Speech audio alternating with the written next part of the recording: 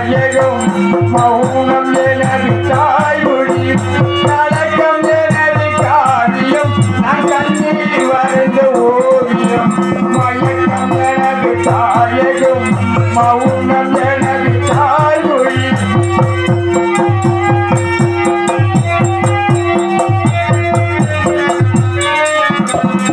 நானே எனக்கு பகையான் என் நாடகத்தில் நான் திரையானே நானே எனக்கு பகையான் என் நாடகத்தில் நான் திரையானே ஏனே உனக்கு தெரியாது அந்த தெய்வம் வராமல் விளக்காது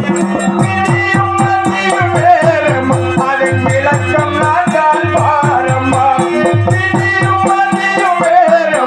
அதன் விளக்கம் நான் தான் பாரம்மா இடையில் வந்தவள் நீயம்மா என்னை வழி மறித்தாள் விதியம்மா இடையில் வந்தவள் நீயம் என்னை வழி மறித்தாள் விதியம்மா மயக்கம் எனது தாயகம் மௌனம் எனது தாய்மொழி கலக்கம் எனது காரியம் நான் கண்ணீர் வரைந்த ஓவியம் மயக்கம் எனது தாயகம் மௌனம் எனது தாய்மொழி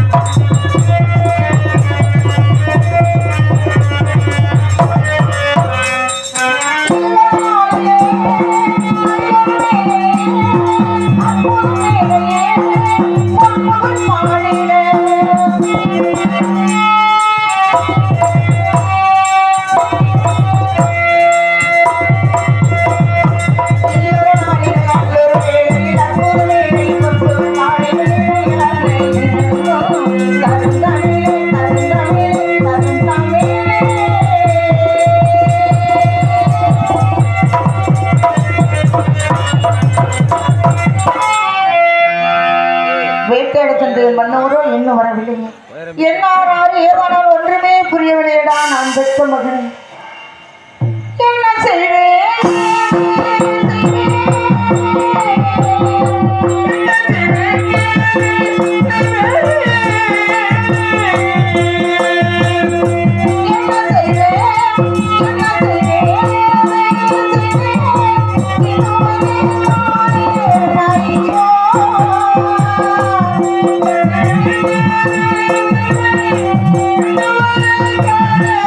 Thank you.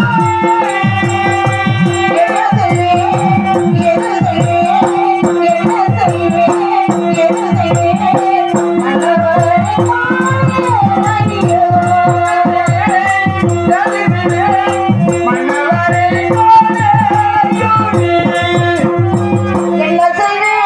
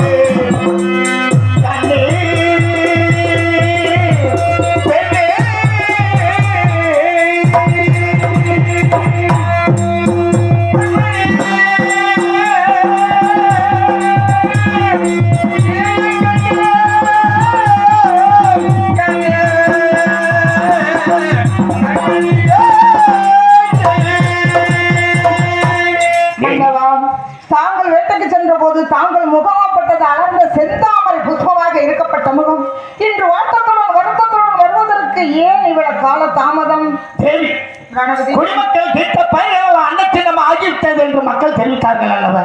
தெரிவித்தார்கள். வேடுவர்களை அழைத்து வேட்டைக்கு புறப்பட்டேன். ஆனா வேடுவர்களை கண்டவுடன் அனைத்து மிருகங்களும் ஓடி மறைந்து விட்டன. இறுதியாக ஒரு பன்றி மட்டும் என்னை கொல்ல வருவது போல் ஓடோடி வந்தது. ஆகையா நம்மளை கொண்டு விடுமோ என்று பயத்தினால் அச்சத்தினால் மானத்தை விட்டு நெற்றியில் பட்டு விஸ்வாமித்திர அபயம்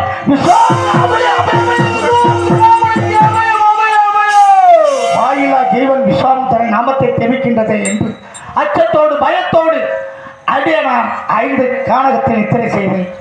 அப்படி நித்திரை செய்கின்ற வேளையில் தெய்வலோக தெய்வக்கண்ணி நாகலோக நாய்க்கண்ணீர் மாதர்கள் வந்தார்கள். எதற்காக வந்தார்கள்? மன்னா, உங்கள் முன்பதாக பரதங்களை அரங்கேற்ற செய்ய வேண்டும், கொடுக்கக்கூடிய சன்மானத்தை பெற்று செல்லாம் என்று வந்தோம் என்று தெரிவித்தார்கள். அதற்கு தாங்கள் என்ன தெரிவித்தீர்கள்? ஆன உத்தரவிட்டேன். ஆடினார்கள், பாடினார்கள். வேண்டிய சன்மானங்களை ஆடை, ஆவரணம், பொருள் யாவற்றையும் வாரி வழங்கினேன். அந்தவர்கள் வாங்கி கொண்டு சென்று விட்டார்களா? வாங்க மறுத்து விட்டார்கள். ஏன் மறுத்து விட்டார்கள்? மன்னா, இதுவல்லா எங்க கூட பிறந்தது, இதுவல்லா எங்களுக்கு தேவையில்லை என்று தெரிவித்து விட்டு எங்கள் இருவரில் ஒருவரை உங்க பக்கத்து திருமணம் செய்யாத அறியாத வயதில் புரியாமல் கேட்டுக் கொண்டிருப்பார்கள்.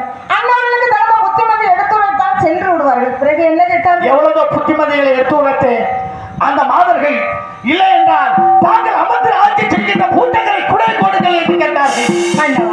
அதற்கு தாங்கள் என்ன தெரிவித்தீர்கள்? 33 கோடி தேவர்கள், 47,000 சிவார்கள், கிண்ணர், கம்புடர், சித்தி, வித்தியாசர்கள் அனைவருமே அமைத்து கொடுத்த குடை என்னை போன்ற ஒரு மன்னன் அமர்ந்து ஆட்சி செய்யதா உரிமை இருக்கிறது தவிர இது எடுக்கவோ கொடுக்கவோ அருகதை கிடையாது என்று தெரிவித்தேன். பிறகு என்ன கேட்டார்கள்? பிறகு பொன்னொரு மாலை கேட்டார்கள். அதற்கு தாங்கள் என்ன தெரிவித்தீர்கள்? என் மனையால் கரத்தினால் அளிக்கப்பட்ட பொன்னொரு மாலை இது யாருக்காவது நான் தாளமாக கொடுத்தேனானா நான் என் மனைவியை இழந்ததாக அர்த்தமாகிவிடும். கொடுக்க முடியாது என்று தெரிவித்தேன். அந்த மாதர்கள் கேட்கவில்லை. இல்லை என்றால் மன்னா திருமணம் செய்து கொண்டதாகவும் பூட்டக்கரை குடை கொடுத்ததாகவும் பொன்னொரு மாலை கொடுத்ததாகவும் நாவினால் ஒரு பையன் சொல்ல சொன்னார்கள். கண்ணே, நாவினால் ஒரு பையன் சொல்ல சொன்னார்கள். மன்னவா, அதற்கு தாங்கள் என்ன தெரிவித்தீர்கள்? மெய் என்ற வார்த்தை தவிர்த்து பொய் என்ற வார்த்தை உரைக்க மாட்டேன். எவ்வளவு பொருள் என்றால் கேளுங்கள், தருகிறேன் என்று தெரிவித்தேன். 56 தேசத்து மன்னன் என்று பாராமல் நான் அமர்ந்திருக்கின்ற வேளையில் இரு கருத்தை பிடித்து மன்னா இந்த புறம் வாருங்கள், அந்த புறம் வாருங்கள் என்று மணி பிடித்து வாங்கினார்கள்.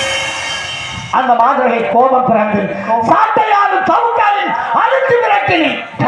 சரி, அண்ணவர்களோ பெண்கள், பெண் புத்தியோ பெண் புத்தி. அண்ணவர்களுக்கு தகுந்த புத்திமதி எடுத்து வைக்காமல் 5 மணி சவுட்டை எடுத்து அடித்து விட்டேன் கண்ணே என்று சொன்னார். தாங்கள் மன்னர் என்பதையே மறந்து விட்டீர்களா? அந்த மாதவன் செல்லும் தருணத்தில் என்ன சொல்லிக் கொண்டே அதோ மரங்கள் கிரீடுங்க சத்தம்.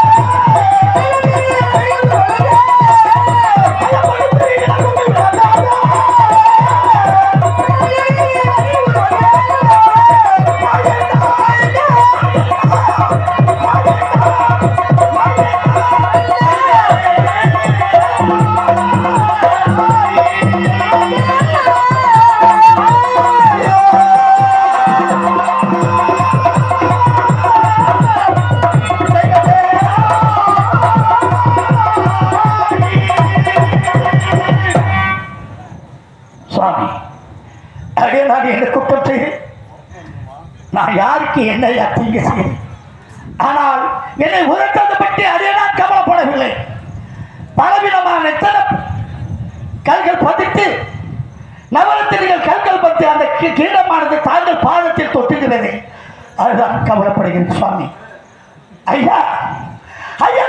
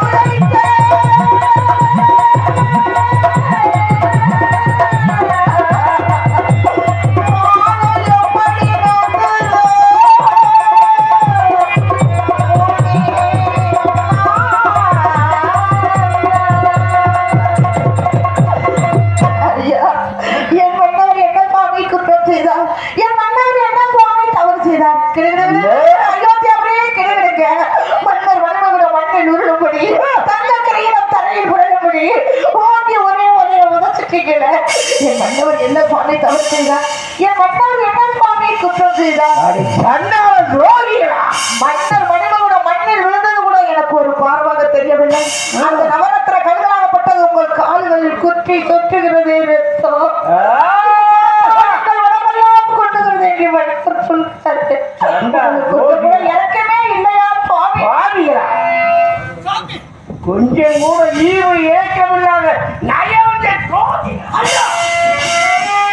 அதையே நாம் என்னவென்ற அத்தனையை செய்துவிட்டு ஒன்றுமே செய்யப்படும் என்று வசப்புகிறீர்களா சுவாமி? அப்படி என்றால் அதே நான் என்ன குற்றம் செய்தேன் ஐயா? என்னடா குற்றம் செய்யவில்லை நீ? வாழ்வாக வளர்ந்திருந்த வளர்ச்சி அளித்தான். வளர்ச்சியை வாழ்ந்து வந்த வனமுறைகளை கொண்டு போய்த்தான் சுவாமி. தானவான் வந்த பெண்களுக்கு அடித்து வளர்த்து இருக்கின்றான். 56 தேசத்துக்கும் அதிபதி என்ற ஆணவத்தால் நீ செய்ததுதான் சரி என்று வளர்ச்சிகளை தாய் வனமுறைகளை கொண்டு போய் தாய் வான பெண்களை அடித்து வைத்திருக்கின்றாய். என்ன தமிழாகியவளை சுவாமி, என் குடிமக்கள் இந்த பதில்களெல்லாம் அன்னச்சின்னமாக்கிவிட்டதை நீட முறைத்தார்கள்.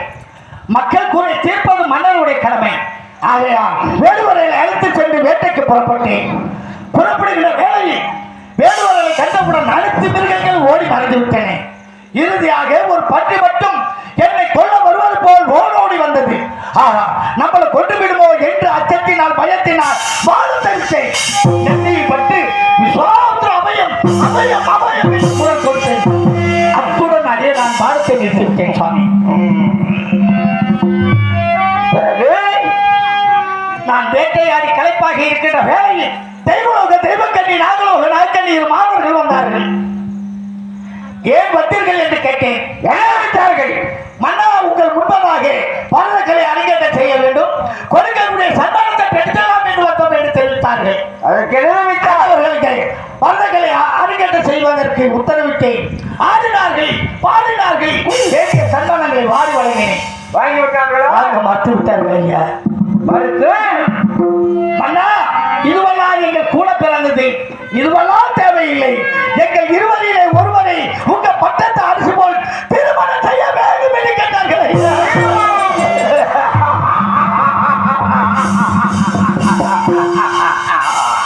ஏண்டா சுவாமி, திருமணம் செய்து கொள்ள வேண்டும் என்றுதானே கேட்டார்கள்? ஆமா. திருமணம் செய்து கொண்டாயா? முடியாது என்று தெரிவித்தேன். ஏன் தாங்களுக்கு தெரிய வராதா?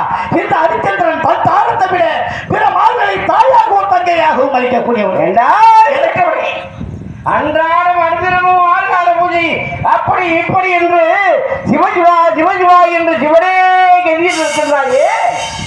இந்த உலகத்தை கட்டி காக்க காப்பாற்றக்கூடியவரையா சிவபெருமான். எறும்பு முதல் யானை வரை எல்லா ஜீவராசிகளுக்கும் அன்பான படியளிக்கக்கூடியவரையா சிவபெருமான். சிவபெருமான். ஆமா. அவருக்கு எத்தனை பொண்டாட்டி? 2 மனைவிகள். 2 மனைவிகள். அவருடைய மூத்த குமாரன் வராகி பெருமான். அவருக்கு எத்தனை பொண்டாட்டி? 3 மனைவிகள். 3 மனைவிகள். யார் யார்? சித்தி முத்தி இப்படி போன்ற 3 மனைவிகள். சித்தி புத்தி வல்லமை என்ற 3 மனைவிமார்கள். ஆமா. அவருடைய இளையகுமாரன் முருகப்பெருமானுக்கு 2 மனைவிகள். வள்ளி தெய்வானை என்ற 2 மனைவிமார்கள். ஆமா. உண்மைதான். அப்படி என்றால் அவர்களை விலகி வேண்டவனா சுவாமி, அவர்கள் தெய்வ பிறவிகள். அவர்கள் எத்தனை திருமணம் வேண்டுமானால் செய்து கொள்ளலாம். ஆனால் எனக்கென்று ஒரு வழி வைத்து, எனக்கென்று ஒரு பாதை வைத்து, நான் இப்படிதான் வாழ வேண்டும் என்பதற்காக நானே வகுத்து வைத்திருக்கின்றேன். தன் பாதத்தை விட பிற மாதம் தாயாகவும் தங்கையாக மதிக்க வேண்டும் என்பதற்காக, லட்சியத்தோடு சத்தியம் நினைக்க வேண்டும் என்பதற்காக, நீதியோடு நேர்மையோடு ஆட்சி புரிந்து வருகின்றேன். அப்படி இருக்கின்ற வேளையில் எனக்கு மறுமணத்திற்கு விருப்பம் கிடையாது. விருப்பம் கிடையாது. இல்லை. பிறகு என்ன கேட்டார்கள்? பொன்னொரு மாலை கேட்டார்கள். தந்தாயா? முடியாது என்று தெரிவித்தேன். என் மனையால் கரத்தினால் அழிக்கப்பட்ட பொன்னொரு மாலை இது யாருக்காவது நான் தானமாக கொடுத்தேனானா என் மனைவியை நான் இழந்ததாக அர்த்தமாகிவிடும் என்று முடியாது என்று தெரிவித்தேன். தோட்டங்களை குறைக்கட்டார்கள். கொடுத்தாயா? முடியாது என்று தெரிவித்தேன். 33 கோடி தேவர்கள் 47 சிவார்கள் அனைவரும் அமர்த்தி கொடுத்த குடை என்னை போன்ற ஒரு மன்னன் அமர்ந்து ஆட்சி செய்யலாம் உரிமை தவிர இருக்கவோ கொடுக்கவோ அருகதை கிடையாது என்று தெரிவித்தேன். கேட்டார்கள். எல்லாம் கொடுத்ததாக நாவினால் ஒரு பெயர் சொல்ல சொன்னார்கள். சொன்னாயா? முடியாது என்று தெரிவித்தேன்.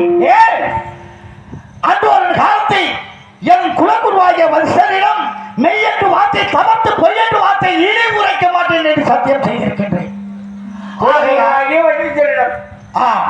முடியாது என்று தெரிவித்தேன். குலகுருவிடம். ஆமா. வகிச்சென்றால் உன்னிடம் சத்திய வாங்கியவன். உண்மைதான். பிறகு முடியாது என்று தெரிவித்தேன்.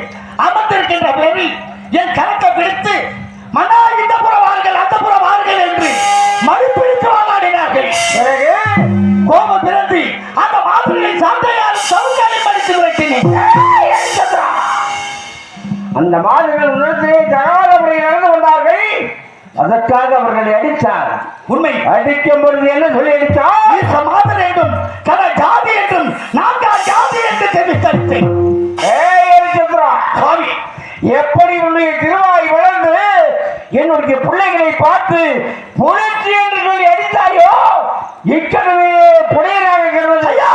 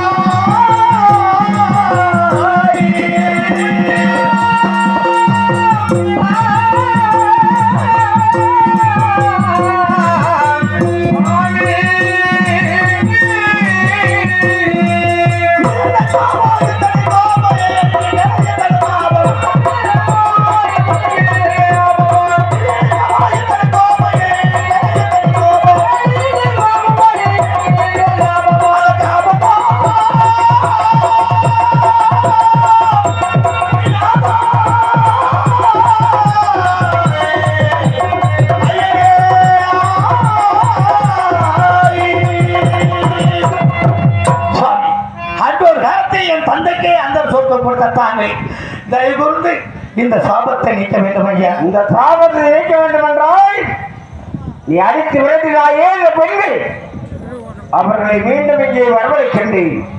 அவர்களை மணந்து கொண்டால் உன்னுடைய சாபம் நீக்கப்படும். அந்த பெண்களை மணந்து கொண்டாயா? அந்த பாதங்களை அடையாளம் மறுத்துக் கொள்ள வேண்டுமா? கண்ணை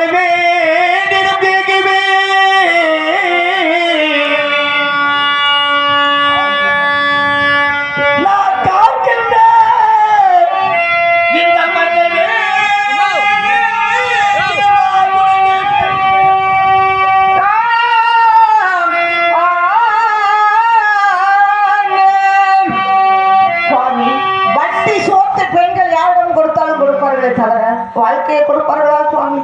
என் கண்ணவரோ தட்டாரத்தை விட பிரதானத்தையும் தயாரும் தன்னையும் பாதிக்கக்கூடிய நான் ஒரு காலம் உங்கள் இரு மாதிரியும் திருமணம் செய்து கொள்ள மாட்டேன் என்று அண்ணவர் மறுத்து விட்டாரே. கொஞ்சம் சற்று கூட உங்களுக்கு தயவே இல்லையா சுவாமி? ராஜன்யம் யாருக்கு வேண்டும்?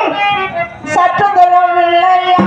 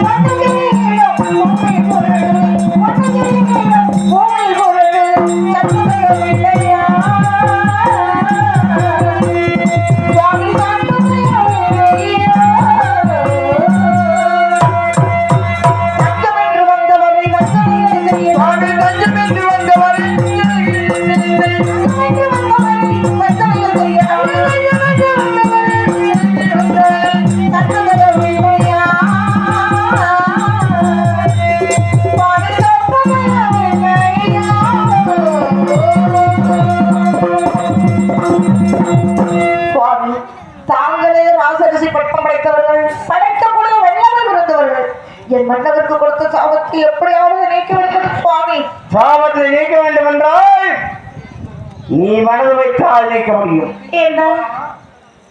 நீ மனது வைத்தால் நீக்க முடியும் சுவாமி. நான் மனது வைத்தால் சாபத்தை நீக்க முடியும் என்றால் என்ன? எனக்கு ஒன்றுமே புரியவில்லை. நீ ஒரு பெண் தானே? நானும் ஒரு பெண் தான். என்னுடைய பெண்கள் மனமாகாத பெண்கள் தானே? அவர்களை அடித்து விரட்டியிருக்கின்றாலே இந்த உலகத்தில் அந்த பெண்களை யார் மறந்து கொள்வார்? நீ மனது வைத்து உன் மனாரிடம் அந்த பெண்களை மணந்து கொள்ளும்படி விரைத்தால் அந்த சாபத்தை நீக்கின்றேன். என் மன்னவர் சொல்வார் கொண்டவர், சொல்ல உறுதி கொண்டவர், சொன்ன சொல்லே மந்திரம் என்று சொல்லக்கூடியவர். அன்னவரை பார்த்து இரு மாதங்களும் திருமணம் செய்து கொள்ளுங்கள் என்று சொன்னால் என் பெண்கள் தான் மறுமணம் செய்து கொள்ள மறுப்பார்கள். ஐயா, ஒரு காலமும் தந்தாரத்தை விட பிரதானத்தை எல்லாம் தயாரும் தந்தையும் ஒரு காலமும் அன்னவர் இச்சிக்க மாட்டார் ஐயா. அப்படியா? அப்படி என்றால் இந்த சாபத்தை நீக்க முடியாது.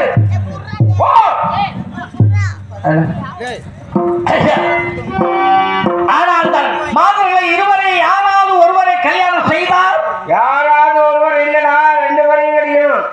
இரண்டு பேரை திருமணம் செய்தால் அந்த சாபத்தை நீக்க வேண்டும் என்று கண்ணவே திரும்பிகிறே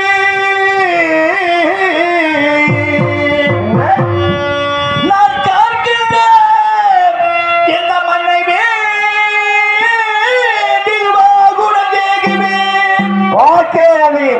பொண்ண வேண்டியும் ஐயா பெண்குலமாக வேண்டினாலும் ஐயா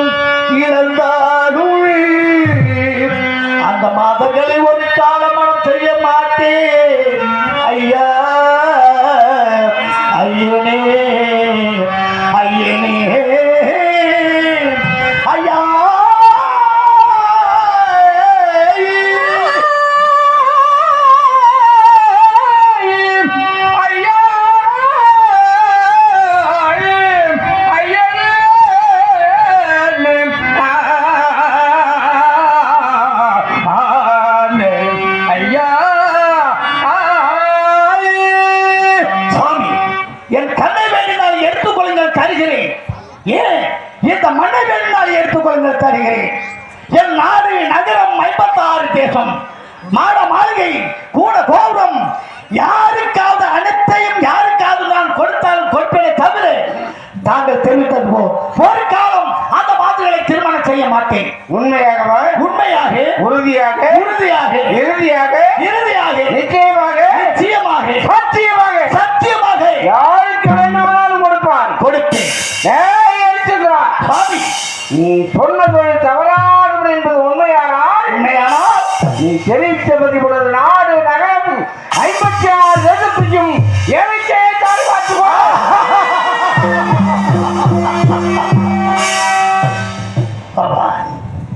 யாருக்காவது நான் கொடுப்பதை விட தாங்களுக்கே கொடுப்பதற்கு சத்தம் போல் காத்திருக்கின்றன. கை கொள்ளுங்கள், ஒப்புக்கொள்ளுங்கள். யாருக்கு? அமைச்சரே, விசாந்திர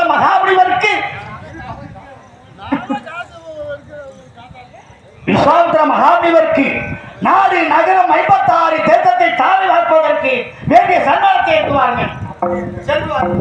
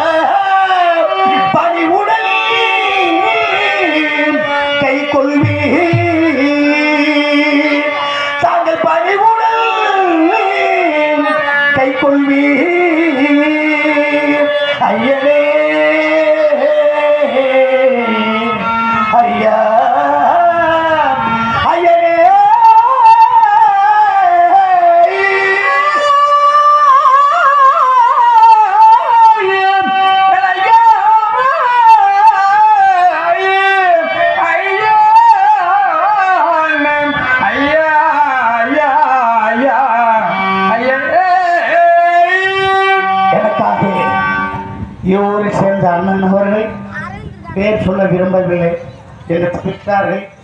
20 ரூபாய் அன்புள்ள அளித்த அண்ணவர்கள் அன்னார் குடும்பத்தினருக்கு நன்றி தெரிவித்துக் கொண்டு கதையை துவங்குகின்றேன்.